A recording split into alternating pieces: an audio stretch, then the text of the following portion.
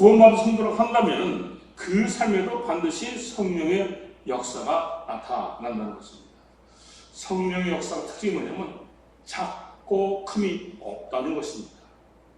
자, 그러면은 성령의 역사가, 이런 성령 역사가 내 삶에도 나타나야 하는데, 어떻게 하면 내 삶에 성령의 역사가 나타나게 될까? 바울이 성령에 대해서 그래서 강조합니다. 성령님은 우리와 함께 하시는 분이기 때문에 항상 그 성령님과 함께하는 성령님과 하나 되어서 함께 해야 된다.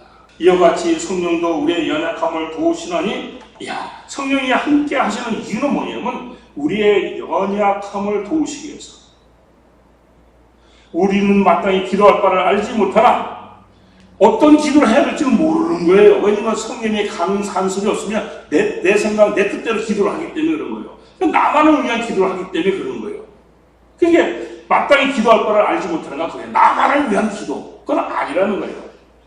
오직 성령이 말할 수 없는 탄식으로 우리를 위하여. 이게 뭐냐면요, 성령이 우리의 속사정을 우리가 함께하고 있기 때문에 우리 속사정을 잘 알고 있어요. 그래서 우리에게 필요한 것이 무엇인지 알고 있어요. 그래서 하나님께 나가서 말하는 탄식으로 지금 이 형제님에게, 이 자매님에게 이런 게 필요합니다 라고 하나님께 기도한다는 거예요. 귀한 말씀이죠. 친히 간구하시니라 연약함을 도우시기 위해서 시란티란 마르마에, 다시 말해서 필요하는 것을 얻기 위해서 함께 싸운다. 우리 장로님 계십니다. 장로님 필요한 것이 있습니다. 그런데 그 필요한 것이 있는데 기도를 못하고 있습니다. 그런데 성령 하나님께서 그 필요한 것을 얻게 하기 위해서 함께 싸워주신다는 것입니다. 연약함, 아스데네야, 이게 영적으로 나약해진 거, 또 질병으로 신어서 유약해진 거, 도덕적으로 연약해진 거, 이런 연약함에 쓰러지지 않도록 성령께서 옆에서 도와주신다는 것입니다. 대부분의 사람들의 삶의 반경이 어디입니까? 세상이에요. 그러니까 어디요? 영적인 일보다는 육적인 일에 더 속았습니다. 그러니까 영적인 일보다 육적인 일에 더 관심을 갖고 살아갈 수밖에 없는 것이에요. 결국 연약해질 수밖에 없는 구조 속에서 우리가 살고 있는 것이죠. 그래서 성령의 도움이 절실히 필요하다는 것입니다. 이렇게 질문하시는 분들이 계실 것입니다. 저는 제 삶에 성령이 함께한 것을 제가 알 수가 없습니다. 구원의 확신을 갖고 예수 그리스도의 이름으로 침례를 받은 사람들은, 그분들은 어떻게 됩니까? 성령으로 침례를 받은 것이에요. 그때 당시에 성령이 임하게 되는 것입니다. 그것을 하나님께서는 우리에게 자세히 알려주기 위해서 예수 그리스도를 통해서 기록해 놓으셨습니다. 자, 예수님께서 침례 받을 때 기록이 있는데 마가복음 1장 10절에 이렇게 기록되어 있습니다. 곧 물에서 올라오실새 하늘이 갈라짐과 성령이 비둘기같이 자기에게 내려오심을 보시더니. 하늘이 갈라졌다, 참 점잖은 번역인데, 갈라지다는 스키적으로 보면 하늘이 쪼개졌다는 거예요. 하늘이 찢어졌다는 거예요.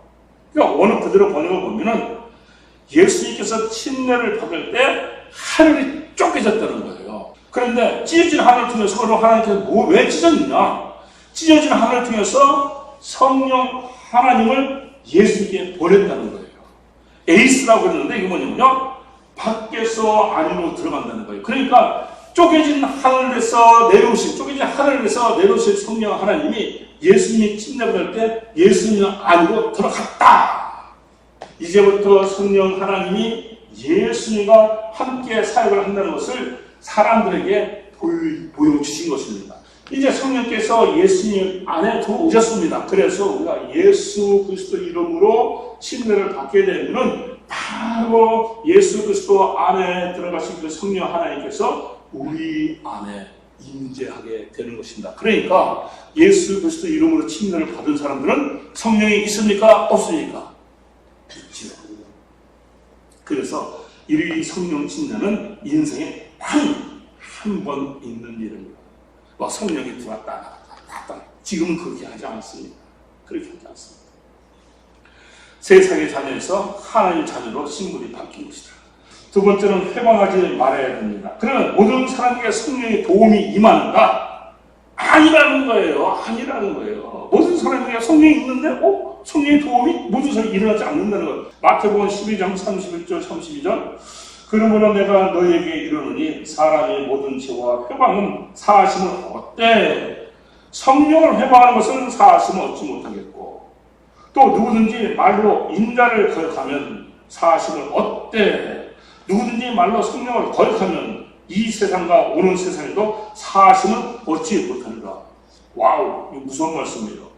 성령이 하나님을 회방하거나 성령의 일을 거역할 때 성령의 역사가 없을 뿐만 아니라 그 사람은 구원 자체가 없다는 말씀이에요.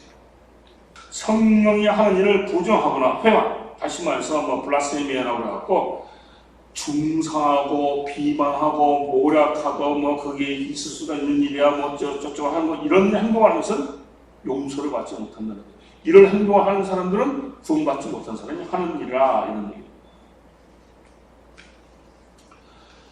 자, 그러면은 혹시 나는 성령을 회방하지 않았는가 걱정이 됩니까? 안 됩니까? 걱정이 되죠. 그런 의문과 걱정을 깨끗하게 지워버리시기 바랍니다. 고린도전서 12장 3절 그러므로 내가 너희에게 알게 하노니 하나님의 영으로 말하는 자는 누구든지 예수를 저주할 자라 하지 않고 또 성령으로 아니하거든 누구든지 예수를 주시라 할 수 없느니라. 이게 무슨 말이야? 우리가 예수 그리스도를 믿고 주로 고백할 수 있었던 것은 성령의 역사라는 거예요. 성령의 사회라는 거예요. 여러분들 예수 그리스도가 메시아를 믿습니까? 예, 믿죠. 이것이 성령의 사역이라는 거예요. 여러분들이 내가 믿어야지 예수 믿어야지 이런 여러분들 의로 믿은 것이 아니라 여러분 지식으로 믿은 것이 아니라 성령께서 그렇게 하셨기 때문에 여러분들이 믿게 됐다는 것입니다. 이것이 성령의 사역이라는 거예요. 여러분 성령, Holy Spirit, Holy, 거룩, 영, Spirit. 그래서 뭐예요? 하나님의 숨. 성령 하나님은 하나님의 숨이라는 뜻이에요. 그러니까 이런 의미는 성령 하나님과 함께 할 때 내가 세상으로부터 어떤 죄로부터 어떤 유혹으로부터 거룩하게 하는 하나님의 숨이 내 손에 확 불어지니까 내가 거룩해져갖고 그것들을 멀리하게 되는 거예요. 그래서 성령 하나님과 함께 할 때 연약함에도 불구하고 나는 연약한데도 성령의 역사가 나타나는 것입니다. 여러분 성령과 동행함으로 말미암아 하나님이 원하시는 열매를 맺는 사람 되시길 바랍니다. 그래서 반드시 천국 잔치자리에 초대가 되는 그 승리한 성도들 되시길 바랍니다.